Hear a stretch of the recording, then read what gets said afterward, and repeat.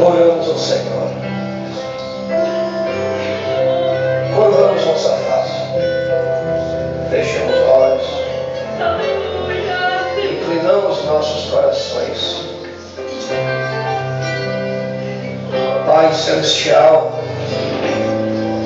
é um privilégio nós estarmos aqui mais uma vez, em companheirismo cristão em torno da Tua Palavra.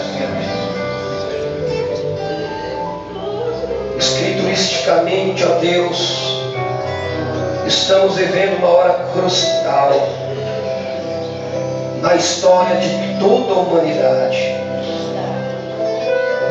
porque estamos na fase final, Senhor, na etapa final.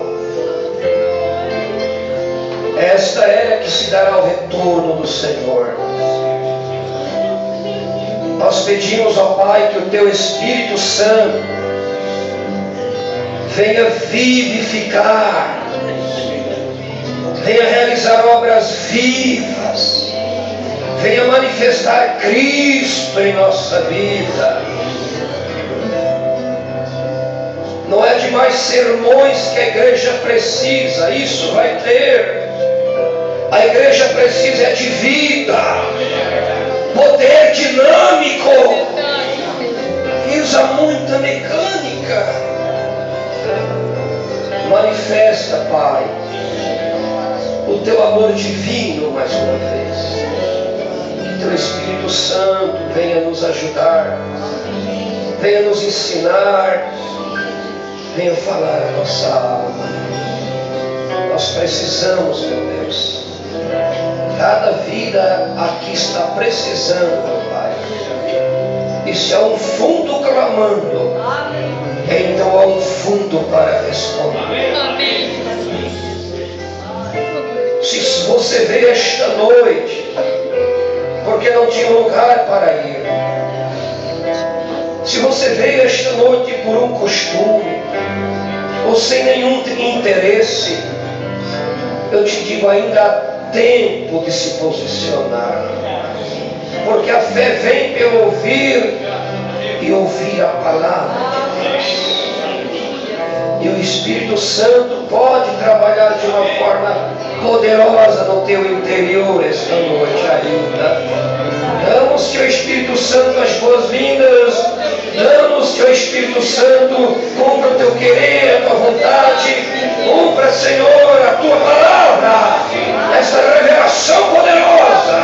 E todo espírito contrário ao Espírito Santo saia fora. E a presença real de Jesus seja manifestada para a Tua glória, meu Deus.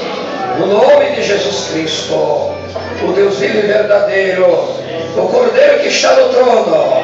Ele é digno de toda honra e glória. Você pode dar aleluia a Ele. Você pode glorificar o nome dEle. E você pode saudar com uma salva de palmas. O Cordeiro de Deus. Jesus, o Cordeiro da glória.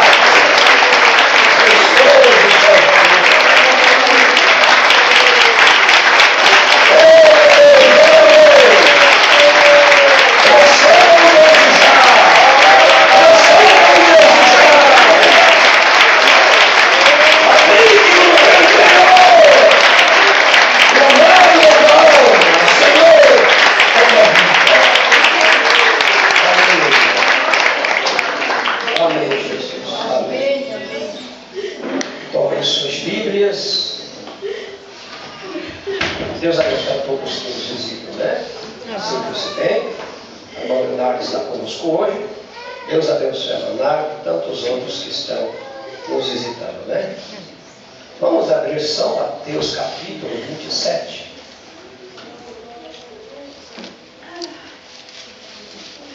São Mateus capítulo 27. Bom, Brana pregou uma mensagem, algumas mensagens, não só uma, né? Intitulada Que faremos de Jesus chamado o Cristo. Temos esse texto. Eu quero então ler este versículo apenas, tá? O versículo 22. Vou pegar o 20 então. Mas os príncipes dos sacerdotes e os anciãos persuadiram a multidão que pedisse Barrabás e matasse Jesus. Respondendo o governador, disse-lhes: Qual desses dois quereis vós que eu solte? E eles disseram: Barrabás. Disse-lhes Pilatos: Que farei então de Jesus, chamado Cristo? Disseram-lhe todos: Seja crucificado. Pai Celestial, acrescenta a tua bênção divina à leitura da tua preciosa palavra, Senhor, no santo nome de Jesus. Amém. Os irmãos podem assentar-se, viu?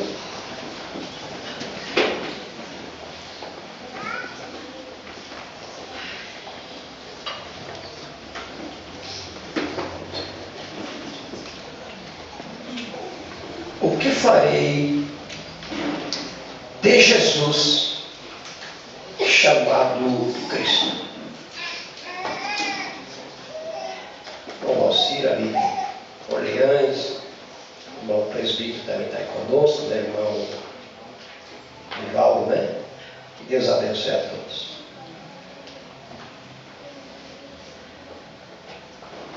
Que hora crucial chegou na vida do Senhor Jesus.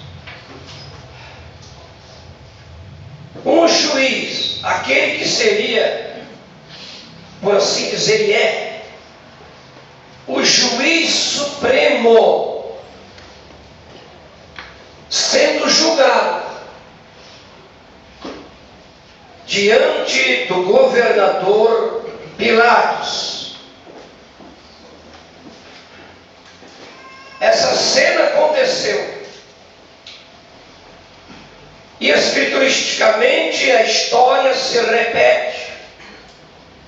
Diz o profeta: de tempo em tempo a história se repete. Os cenários são montados e tudo começa a acontecer. Naquela manhã, no tribunal, diante de Pilatos. Diz o profeta, é uma das ocasiões mais cruciais da história. O julgamento do Filho de Deus, do Imaculado Filho de Deus. Se alguém deseja sentar, tem alguns banquinhos aqui ainda, viu? Tem toda a liberdade de assentar-se, tá?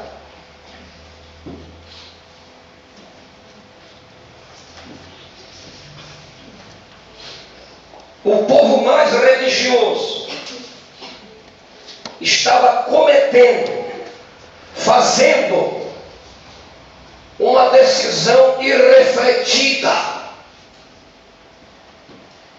Estava entregando o seu próprio Messias, o seu próprio Rei, o seu próprio Redentor. E esse julgamento, as palavras que Pilatos falou, depois de 2000 anos, ainda são ecoadas, ainda podem ser ouvidas, e isto não foi só para o povo da época, isto é para o povo hoje também. Cada um está com o sangue de Cristo em suas mãos. E o que faremos de Jesus chamado Cristo? O que você faria no lugar de Pilatos?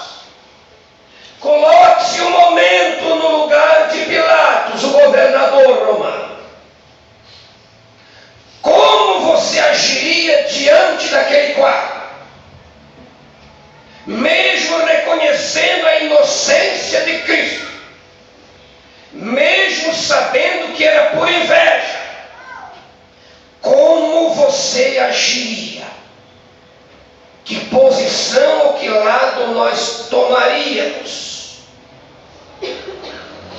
E isto está acontecendo hoje para cada indivíduo que ouve a palavra do Senhor. O profeta de Deus diz que a Bíblia aberta, quando lida, já se tornou neste momento um tribunal de julgamento. Ou a pessoa rejeita, ou a pessoa recebe. É o teu sim ou o teu não. Mas como sempre, diante de uma tamanha responsabilidade, Pilatos lutou de todas as formas para se escapar, para fugir, para se esquivar, lançando sobre a decisão que teria que ser feita, lançou para cima do povo. Um povo que estava irado contra Jesus Cristo. Saiba, diante de uma decisão individual, outros não podem responder por você. Quando trata-se de salvação de alma, quando trata-se de receber a Cristo, o pai não pode responder, a mãe também não, o filho, a igreja, o pai, não. Você como indivíduo deve responder. Não é ser filho de crente, ou de cristão, ou de aquilo ou outro, não. É reconhecer, saber, fazer a decisão certa. E outro detalhe, não tinha como fugir. Não tem como fugir. Cada alma, cada indivíduo terá que encarar esta decisão. O que farás de Jesus, chamado o Cristo? Ele está em tuas mãos esta noite. Jesus já tinha passado por Anás e Caifás, tinha passado por Pilatos e Herodes, e agora por fim estava diante de Pilatos. Era um julgamento final, por assim dizer. Aquilo ali estaria marcando um ponto final na existência física da pessoa de Jesus. E ele então procurou investir o que faria para escapar diante de uma grande responsabilidade. Ele lançou para o povo, quando na verdade era ele que deveria dar a resposta certa.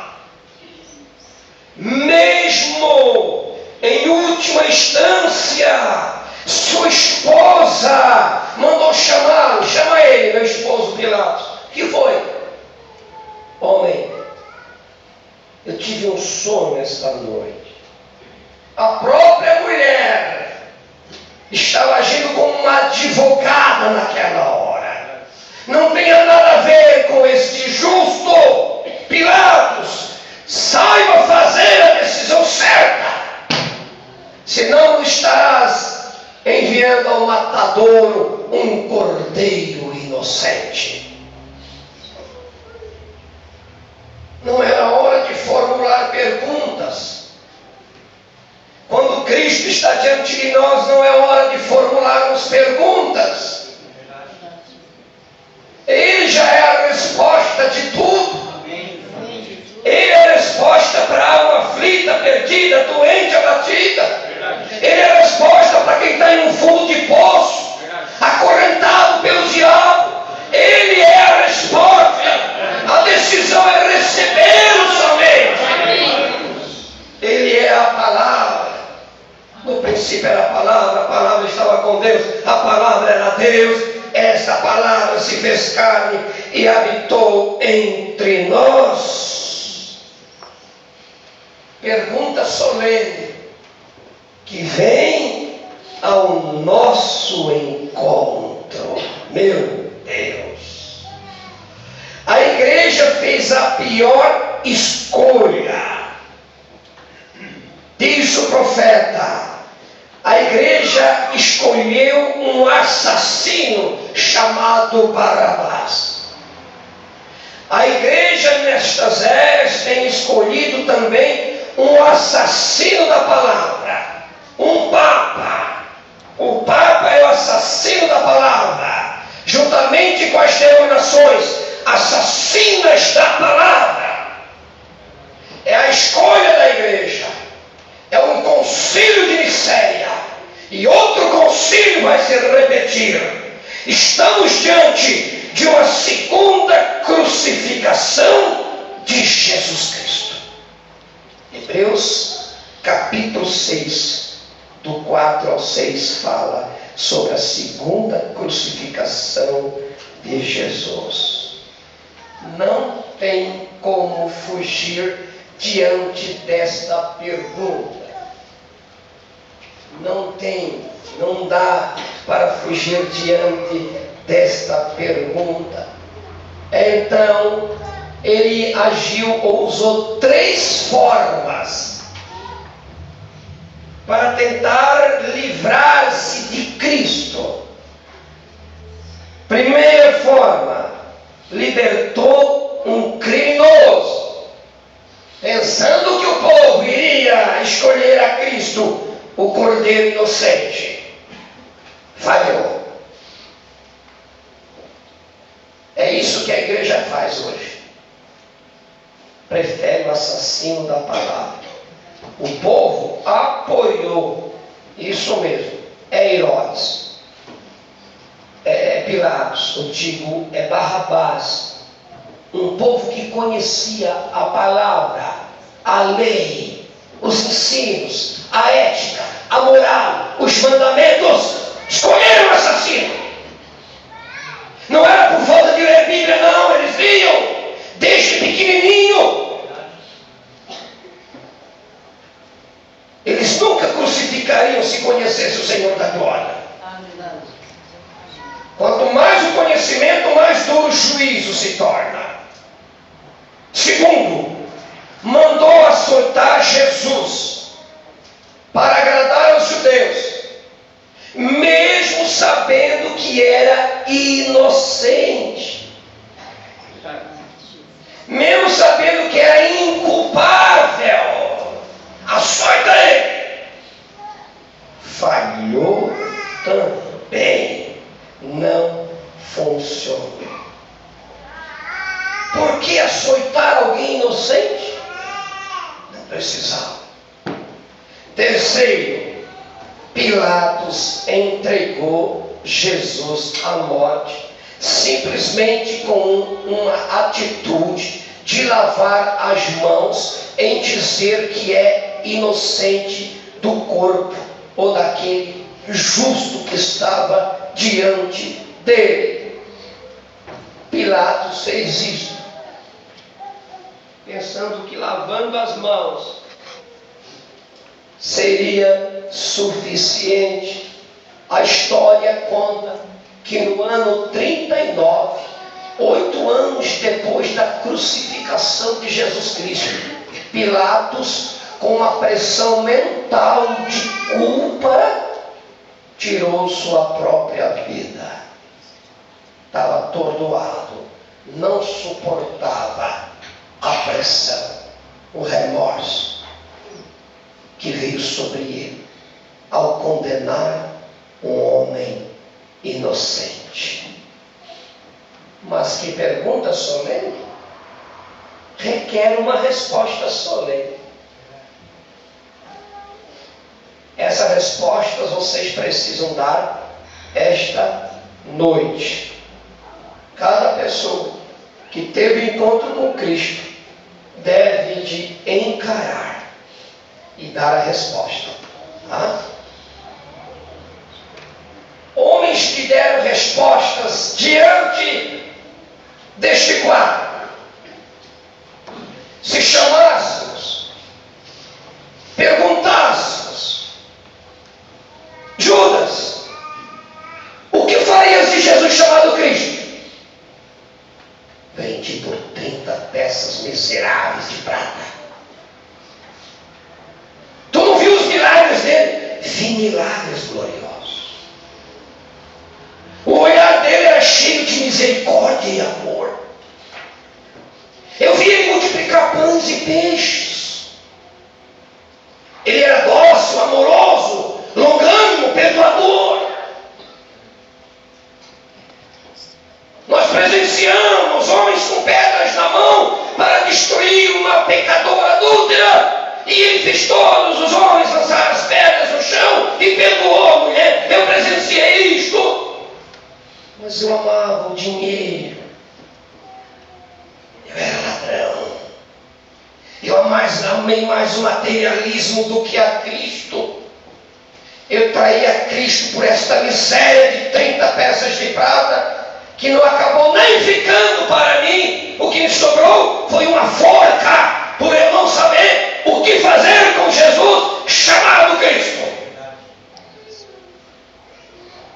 Que coisa!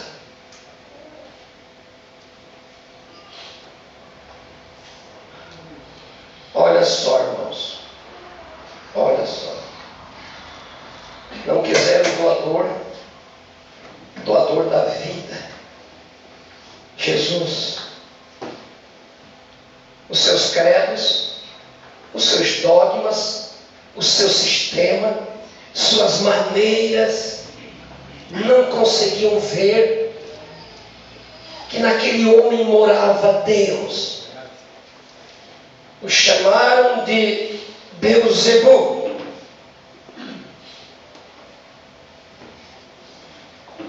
Se trouxéssemos o povo da época aqui diante de nós, ouviríamos ecoar por este recinto: crucifica-o, crucifica-o.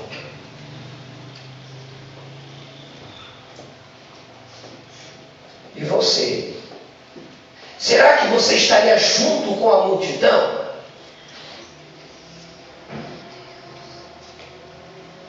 Umas 2 semanas atrás, esse mesmo povo gritava: bendito que vem o Rei, hosana nas alturas, bendito aquele que vem em nome do Senhor. 2 semanas depois, estavam gritando para crucificar.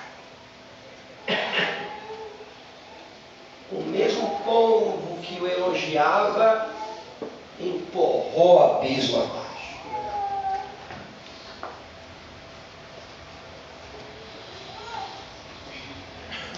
O que faremos ao ver a palavra prometida para a era estar sendo revelada em nosso tempo?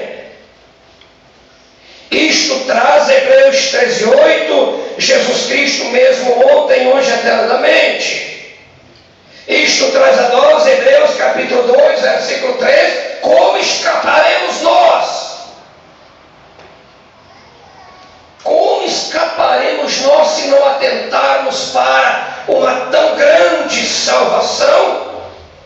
Vamos ficar com a decisão de Pilatos? Vamos ficar com a decisão da multidão? Com a decisão de Judas?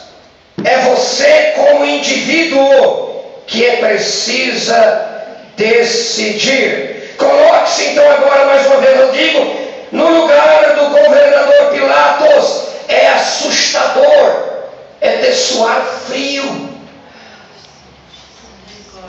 é algo horroroso. Você pegar uma cadeira aqui, por favor. É horroroso, é pavoroso encarar o Filho de Deus, o Verbo encarnado, e dar uma sentença. Talvez você diga, mas tinha que acontecer isso. Mas Jesus disse a Pilatos: aquele que me entregou a ti, maior culpa tem. Pilatos era um gentil, não tinha conhecimento do que Judas conhecia, não tinha conhecimento do que o povo judeu conhecia. Pilatos não aguardava nem um Messias pelo caminho, mas o povo judeu tinha luz para isso, Judas tinha luz para isso, então maior culpa eles têm. Quanto mais luz da palavra, uma tremenda mensagem como essa, o que estão fazendo com a mensagem desta era?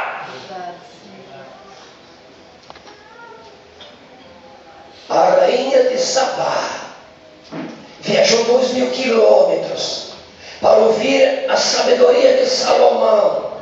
E eis aqui um que é maior que Salomão. O povo ninivita recebeu a palavra, se arrependeram, se humilharam, jejuaram, creram no Senhor através da pregação de Jonas. Não fez milagre nenhum, apenas uma sentença, uma frase, arrastou 120.000 pessoas ao pó, a se humilhar, a chorar. Então os ninivitas se levantarão no dia do juízo e condenarão aquela geração. Mas eis aqui um maior que Jonas. Aleluia, Jesus. O que fará esta geração que tem recebido a mensagem de um profeta? Deus não vai cobrar dos assembleanos, dos batistas e metodistas. Ele vai cobrar de ti, de nós. O que estão fazendo com a mensagem da hora, com este evangelho do reino, com esta revelação? O que estão fazendo? Estão flagelando, torturando, crucificando a segunda vez. Mensagem e acusação, diz o profeta: eu acuso esta geração pela segunda crucificação de Jesus Cristo. Os púlpitos se transformaram em Calvário e as falsas doutrinas mais lancetada. Hoje não é a carne dele crucificada, é a palavra, é a mensagem, é a interpretação. O que farás de Jesus, chamado Cristo? Olha só, é assustador, estou dizendo. Este tribunal está entre nós hoje. Não precisa ir lá em Jerusalém, não. Esse tribunal está levantado lá dentro da nossa casa, lá na escola, lá no teu trabalho, na igreja, lá onde tu for, onde estiver 2 ou 3, ali está um tribunal de decisão. E o que faremos? Como vamos reagir?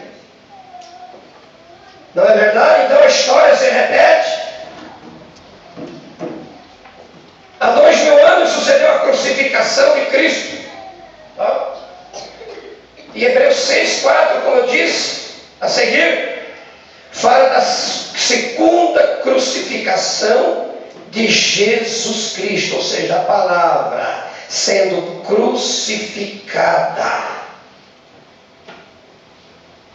Não decida baseado nas decisões de outros. Não decida por uma pressão. Não decida porque nasci nessa e vou morrer nessa. Não decida baseado em algum credo da tua igreja. A decisão é baseada em cima de uma revelação. Jesus disse a Pilatos: és tu rei? isto de ti mesmo, ou outros falaram de ti? Tu tem que ter a própria convicção que o Espírito Santo é que te revelou. Senão é em vão, tempo perdido. Cristo, a palavra encarnada. Olhe a trágica decisão que Israel fez nos dias de Jeremias, capítulo 2, versículo 11. Porque o meu povo fez duas maldades. A mim me deixaram um manancial de águas vivas e cavaram para si cisternas rastadas, cisternas que não retêm água. A história se repete no tribunal de Pilatos. O que faremos deste manancial de águas vivas? Vamos ficar com nossas cisternas rachadas. 2000 anos se passa, era de Laodiceia. Você vai encontrar Cristo aonde?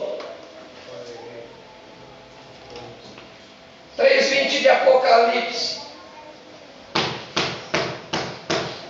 Eis que estou à porta e bato. Que coisa terrível. É porque não pegamos no Espírito isso aí. É só no ouvido natural, na mente natural. Mas pegar no Espírito. Uma era de igreja, pentecostais. Jogar Jesus para fora.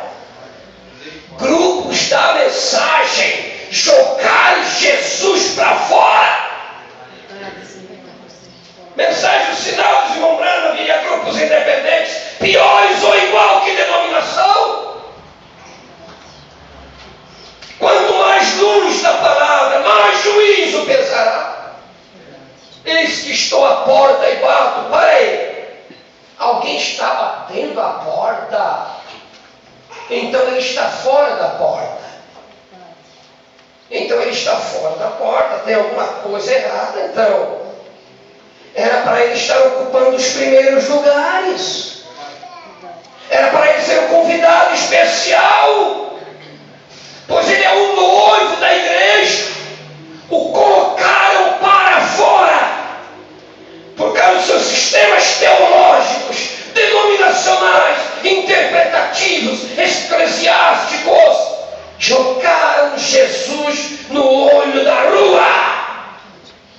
Não tem pessoa mais desprezada do que Jesus. Você fica aborrecido porque alguém te magoou, falou alguma palavra pesada, não aparece mais nos cultos, mas vai dormir mesmo, fica em casa. Olha o que fizeram com o nosso Salvador. Olha o que está sucedendo. É a palavra, irmão, ele é a palavra. A palavra foi jogada para fora. Não tem acesso nos púlpitos, não tem acesso nas igrejas. Não tem acesso na vida das pessoas. Tem algo errado nesta era. Ele não parou de bater. Mas, como a era como um todo rejeita, ele ainda é tão misericordioso. Se alguém, você é alguém? Amém. Ouvir a minha voz, a minha mensagem para ela, e abrir a porta. É você que tem que abrir a porta para Jesus. Entrarei em sua casa, cearei com ele, e ele comigo. Que audácia, que atrevimento, pregadores laodiceanos, jogar Jesus para fora. Pregadores da mensagem, jogar Jesus para fora. Está se repetindo a cena. Cristo no lado de fora. Isto é tão atualíssimo, irmão. Tão atual. O povo lá atrás fez a mesma coisa e hoje está se repetindo. Não imaginando o tamanho da consequência. Quando Jeremias disse que o povo estava rejeitando o manancial de águas vivas. Pouco tempo depois de ele falar essas palavras, lá veio Nabucodonosor da Babilônia, não quiseram o manancial de águas vivas, levaram para o cativeiro, onde ficaram 70 anos.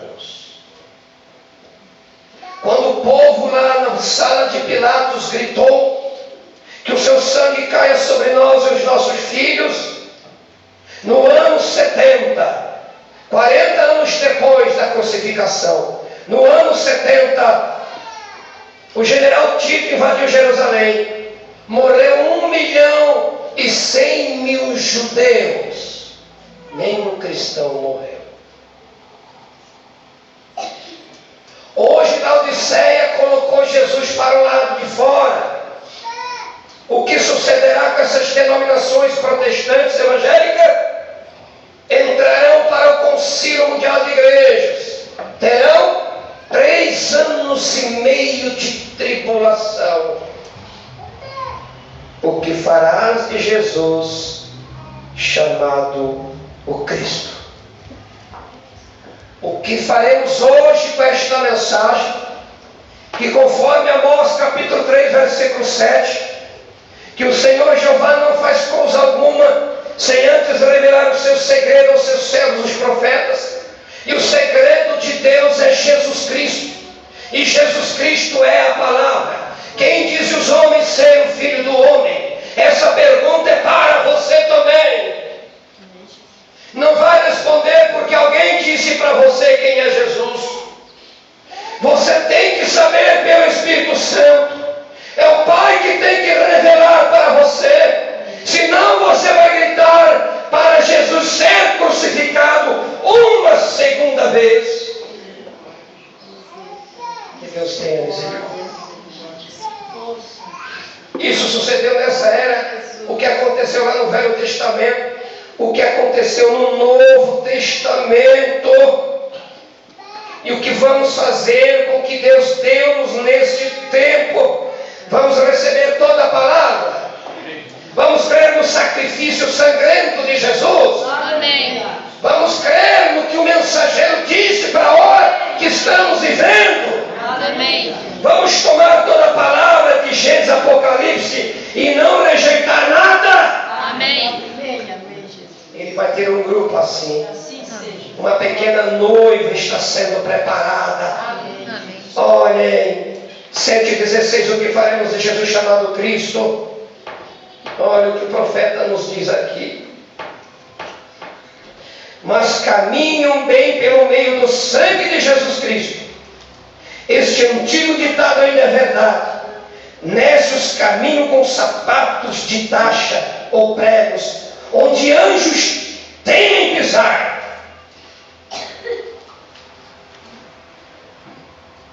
Os anjos têm cuidado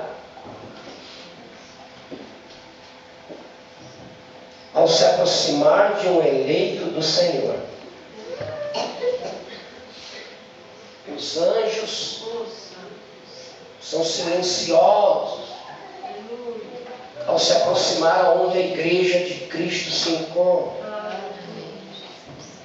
E o que é proferido verbalmente, maldosamente contra um pequenino do Senhor? Às vezes está bem do teu lado. Tu não sabe que aquele que tu está atacando vai te julgar um dia. Seja um esposo ou uma esposa. A quem julgaremos, irmão Brana? Porque 1 Coríntios 6 diz que a igreja vai julgar os anjos. Vai julgar o mundo. Você vai julgar o próprio filho.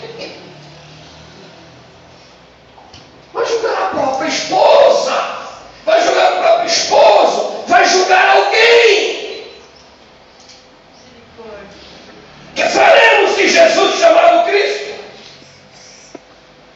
O que vamos fazer? Vamos para a festa? Não pregamos hoje aqui pela manhã? Os anjos têm reverência, saiba disso.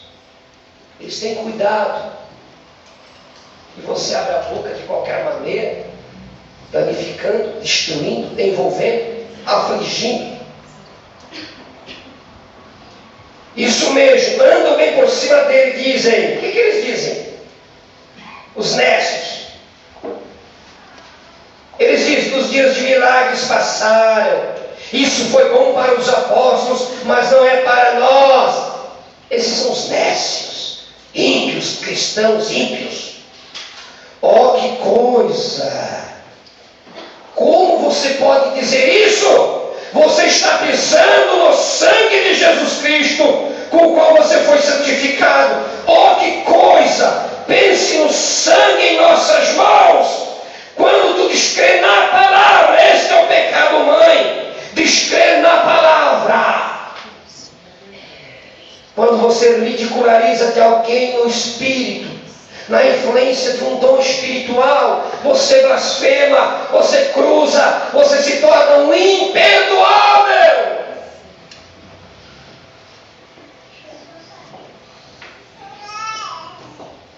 Irmão, o Espírito Santo habita em alguém. Não há. É alguém, irmão. É em corpos, é em vidas. Vou falar uns votos lá em Timbé, né? Olha só, o que faremos de Jesus chamado Cristo? Se pudéssemos chamar então Moisés, o que tu farias de Jesus chamado Cristo? Hebreus 11:24 diz que ele faria. O que ele fez aí? Pela fé, Moisés, sendo já homem, recusou ser chamado filho da filha de Faraó, preferindo ser maltratado com o povo de Deus, do que por um pouco de tempo ter o gozo do pecado, tendo por maiores riquezas,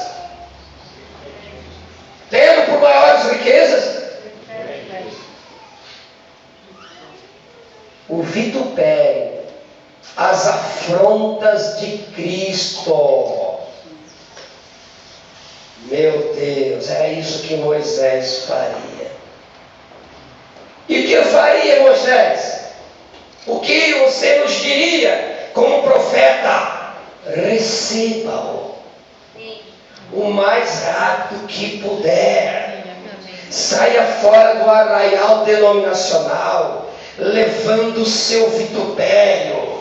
Leve as afrontas de Cristo. Seja reprovado pelo mundo, seja reprovado pelas igrejas, seja reprovado pela sociedade, seja reprovado lá pelo bairro onde você mora, seja reprovado, mas por causa da palavra. Maria foi reprovada por causa da palavra. Até seu noivo queria deixá-la. Você não aguenta um beliscão, não aguenta um aperto, uma pressão, um desentendimento, o bico vai lá no chão, fica uma semana sem conversar, se esquiva para não bater no marido ou na mulher, no filho, não quer conversar, dorme em camas separadas. Que era? Que farei de Jesus chamado Cristo? Está em todo lugar. Você vê Jesus todos os dias. Todos os dias você vê Jesus. Saiba ver. Ele diria, receba ele. Moisés diz, receba.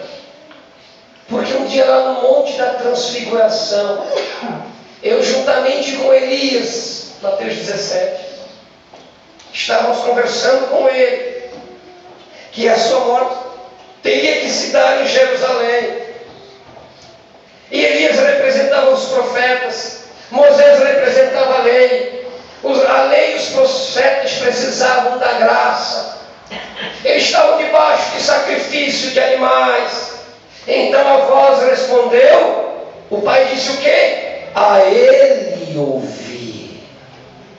Não a lei, não os profetas, que representam a justiça, mas a ele ouvir.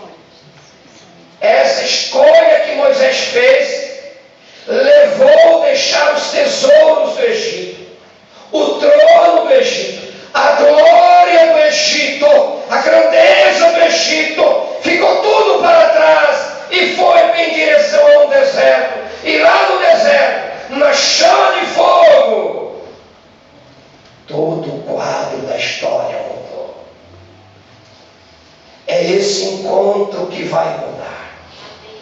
Um encontro com o pilar de fogo. Um encontro com Jesus Cristo. Ah, Moisés, que personagem tremendo! Vamos trazer o ladrão da cruz à direita e perguntar o que faremos de Jesus chamado Cristo, aquele ladrão.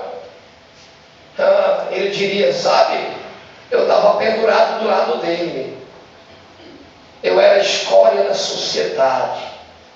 Só fiz o que não presta. Eu me voltei em direção a ele. Ele estava todo ensanguentado, todo ferido. E eu disse, outro meu colega zombava dele, mas eu disse, este justo não tem crime, ele é inocente, nós merecemos. E voltei para ele e disse, não se esquece de mim, Senhor. Lembra-te de mim quando entrares no teu reino. A resposta foi imediata. Hoje mesmo estarás comigo no paraíso. Moisés e o ladrão da cruz, que contraste. Mas foram para o paraíso.